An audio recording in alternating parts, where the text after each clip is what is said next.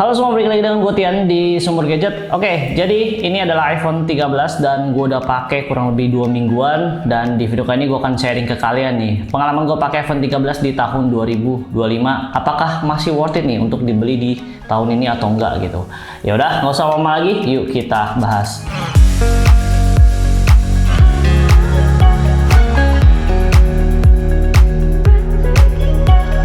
Oke, hal yang pertama gue bahas dulu adalah di bagian kameranya. Karena ini adalah pertimbangan orang untuk beli iPhone 13, apakah masih bagus atau enggak kameranya dipakai di tahun 2025 atau enggak gitu. Nah, jadi untuk kameranya dia kan pakai dua setup kamera. Ini tuh dua-duanya punya resolusi di 12 megapiksel. Nah, untuk lensa wide-nya itu maksimal bukanya itu di f1.6, sedangkan untuk di lensa ultra wide-nya itu di f2.4. Untuk hasil fotonya bisa gue bilang untuk iPhone 13 ini masih sangat oke. Nah, jadi gue sedikit agak lupa ya, terakhir gue beli iPhone 13 itu kalau nggak salah hasil fotonya itu lebih ke arah natural ya. Cuman untuk yang iPhone 13 ini di update iOS terbaru yaitu 18.3, itu hasil fotonya tuh ketika gue jepret dalam keadaan default itu fotonya agak sedikit lebih terang ketimbang aslinya. Dan untuk shadow dia tuh lebih keangkat sedikit ya. Ini tuh gue bandingin juga sama iPhone 15 Pro yang gue punya. Itu kalian lihat deh, untuk iPhone 15 Pro tuh di bagian area wajahnya di foto yang ini tuh dia tuh shadownya nggak keangkat. Nah, tapi beda dengan iPhone 13. Ini tuh shadownya keangkat dan menurut gue lebih oke. Dan di beberapa foto juga untuk hasil foto dari iPhone 13 menurut gue warna itu lebih ke arah eye pleasing. Jadi ini tuh udah langsung kalian bisa post di sosial media. Warnanya menurut gue udah bagus. Skin tone-nya juga ini warnanya udah cukup oke dan gak ngaco gitu. Jadi bisa gue bilang ini kayaknya ada improve juga untuk hasil fotonya di iOS 18.3 ini. Untuk lensa ultra wide-nya nih bisa gue bilang cukup oke. Cuman kalau misalnya udah masuk ke keadaan yang cukup low light ya hasil kualitasnya udah cukup banyak noise sih. Jadi saran gue mending kalian pakai lensa utamanya aja. Di keadaan low light ini masih bagus banget. Nah, kita lanjut ke bagian video. Mulai dari kamera depan hingga kamera belakang dia itu bisa ngerekam sampai di resolusi 4K 60 fps. Nah, karena lensa utamanya dia udah ada yang namanya sensor shift OIS, itu kalau misalnya kita pakai jalan ya, hasil footage-nya ini menurut gue udah stabil dan bagus banget untuk image quality-nya.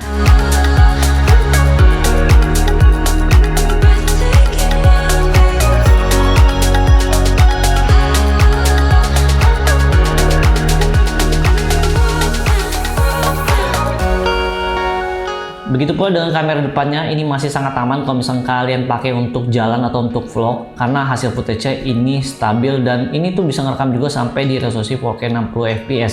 Di 4K 60 fps juga hasil footage-nya ini stabil. Jadi menurut gue ini gokil banget kalau misalnya kita ngomongin video di iPhone 13. Ini malah gue sempet bandingin juga dengan iPhone 15 Pro. Ini gimana menurut kalian hasilnya? Beda jauh atau enggak? Kalau menurut gue pribadi, ini tuh kayak nggak terlalu beda jauh gitu hasil videonya di keadaan cahaya yang cukup gitu. Tapi mungkin beda sedikit kalau misalkan kita masuk ke keadaan yang low light, karena emang kan biar gimana pun ya iPhone 15 Pro sensornya lebih besar ketimbang iPhone 13. Oh ya, di iPhone 13 juga ada fitur yang namanya Cinematic Mode. Jadi kalian bisa bikin video ala-ala sinematik gitu yang di bagian belakang itu ngeblur, dan menurut gue ini oke kalau misalnya kalian mau bikin film atau kalian mau bikin short movie, ini kalian bisa manfaatin fitur Cinematic Mode ini. Oke, ini jadi adalah contoh video cinematic mode di iPhone 13 dan ini gue pakai kamera depan. Kalian bisa lihat di sini untuk bagian belakangnya bokeh. Dan ini sebenarnya untuk fokusnya juga kita bisa pindahin loh. Misalkan gue mau fokus di komputer gue dan wajah gue otomatis jadi ngeblur. Dan kalau misalkan gue tap di bagian wajah lagi, tuh dia jadi fokus lagi. Karena ini iPhone udah pasti kalau misalkan kita bikin story direct langsung ke Instagram, ini hasilnya juga udah maksimal. Untuk bagian layar ini tuh berukuran 6,1 inch ya, menurut gua di tahun 2025 ukuran layar 6,1 inch itu menurut gua ini cukup compact dan nyaman banget kalau misalnya kalian mau operasiin dengan satu tangan. Nah, untuk kualitasnya sendiri iPhone 13 ini bisa gue bilang warnanya tuh masih sangat bagus kalau misalnya kalian mau sekadar untuk nonton Netflix, scroll di sosial media. Ini menurut gua warna dari layarnya ini tuh bikin nyaman mata. Ya, dia kan pakai panel Super Retina HDR OLED ya, dan dia tuh udah dukung HDR10. Terus dia juga udah dukung yang namanya Dolby Vision. Jadi kalau misalnya kalian nonton konten-konten yang udah Dolby Vision di Netflix itu bisa di iPhone 13 ini. Seperti biasa, untuk layar iPhone tuh selalu responsif dan touch response-nya itu juga udah sangat bagus gitu. Oh ya, buat kalian yang masih khawatir nih mau beli iPhone 13 di tahun 2025 takut kena green line, saran gua seperti sebelumnya di short yang udah pernah gua buat, itu kalian pilih yang batch-nya itu di 2022 ke atas ya. Itu harusnya udah aman dari yang namanya green line dan green screen dan lain-lain. Itu kalian cari aja, kalau misalnya kalian beli di toko online, kalian tanyain aja ke sellernya apakah ini batch yang terbaru atau enggak. Kalau misalkan 2022 ke atas itu harusnya aman dan kalian bisa langsung check out aja. Oh ya, untuk refresh rate dari layarnya seperti biasa, base model tuh selalu dikasih refresh rate mentoknya itu di 60 Hz. Sebenarnya nggak masalah sih, karena untuk animasi dari iOS-nya sendiri ini menurut gue udah smooth. Itu yang bikin kita tuh kayak ngerasa ini tuh nggak di 60 Hz gitu, jadi kayak smooth-smooth aja gitu. Beda dengan Android, kalau misalnya kita pakai di 60 Hz dan animasi nggak terlalu mulus ya itu berasa nge-lag. Tapi kalau di iOS ini menurut gue udah cukup optimal sih.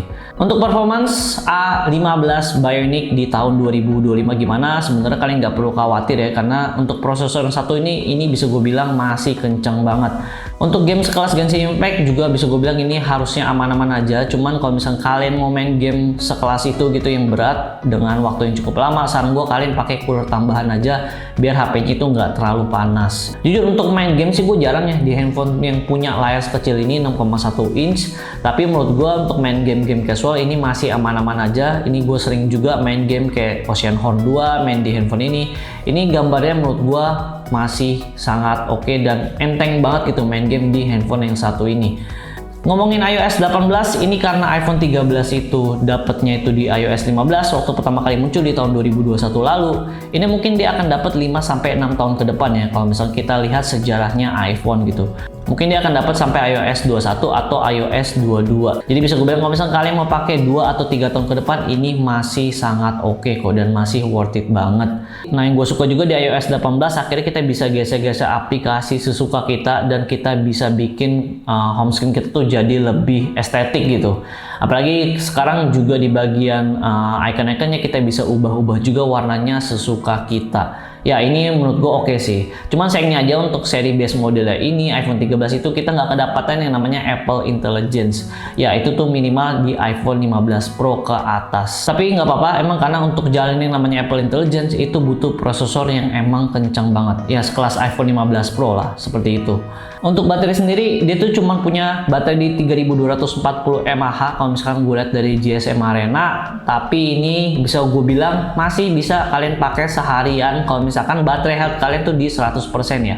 Ini untuk iPhone 13 gue tuh baterai health-nya masih di 100% dan ini masih bisa gue pakai seharian. Jadi gue tuh ngecas kurang lebih misalkan dari jam 9 sampai jam 10-an itu gue cabut dan gue ngecasnya itu besok pagi di jam yang sama. Itu paling baterainya itu sekitar di 20%-an lah.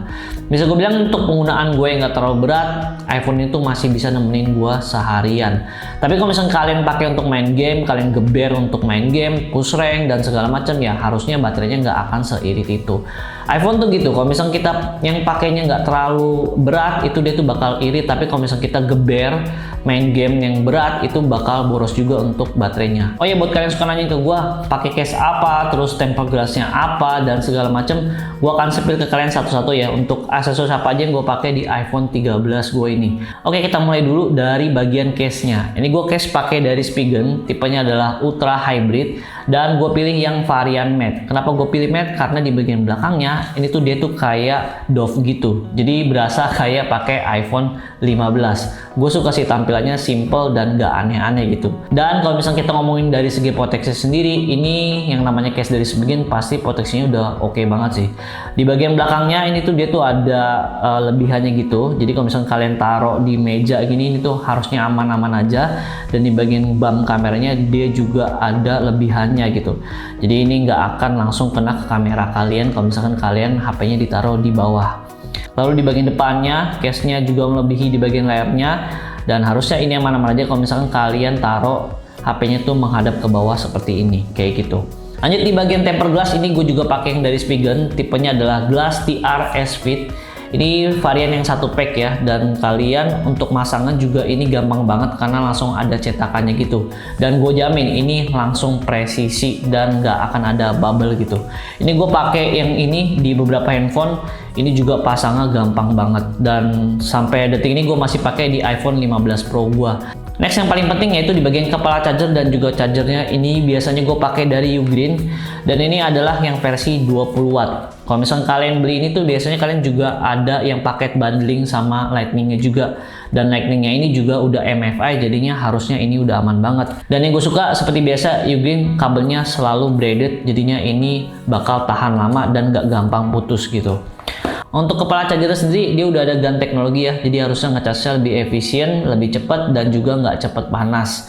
Nah, ini gue suka dari Ugreen. Dari dulu gue selalu pakai produk mereka, dan sampai detik ini baterai health gue tuh turunnya lama banget. Ya, itu tergantung pola ngecas kalian juga sih. Seperti biasa, gue tuh selalu ngecas iPhone itu kalau misalkan udah di 30%-an gue ngecas sampai di 100%. Jadi nggak bener-bener lowbat baru gue ngecas, tapi ya di sekitar 30% atau mungkin di sekitar 40% biar iPhone-nya tuh nggak cepet panas pas kita lagi ngecas. Nah, sekarang kita masuk ke kesimpulan, apakah worth it untuk beli iPhone 13 di tahun 2025 atau enggak? Menurut gue kalau misalkan kalian nggak mikirin namanya refresh rate, kalian masih aman-aman aja dengan refresh rate cuma di 60 Hz, terus kalian masih aman-aman aja nggak dapet Apple Intelligence, ini bisa gue bilang masih worth it banget untuk kalian pakai buat konten video ataupun foto, karena emang dari segi kamera iPhone 13 ini masih sangat mumpuni banget, dan bisa gue bilang ini bersaing banget dengan flagship-flagship yang ada saat ini. Apalagi sekarang untuk harganya yang mulai dari 8 sampai 9 juta, ini bisa gue bilang satu-satunya yang paling bagus kalau misalkan kita ngomongin soal video. Apalagi yang namanya iPhone, kalau misalkan kita langsung upload di sosial media, itu hasilnya cukup maksimal ya. Jadi ya bisa gue bilang handphone itu masih worth it banget untuk kalian beli di tahun 2025. Tapi dengan catatan kalau misalkan kalian mau beli online, kalian mintain ke sellernya itu untuk batch yang paling baru ya. Jadi harusnya itu aman dari yang namanya green line ataupun green screen gitu di bagian layarnya. Oke, paling segitu aja untuk review iPhone 13 di tahun 2025. Semoga bermanfaat nih buat kalian yang lagi mau beli iPhone 13 di tahun ini. Oke, jangan lupa subscribe dan jangan lupa juga nyalain tombol loncengnya biar kalian nggak ketinggalan video-video terbaru dari gua. Dan jangan lupa juga mampir ke IG atau TikTok Sembur Gadget karena gue sering berbagi banyak tips and trik juga di sana. Gua Tian dari Sembur Gadget, pamit.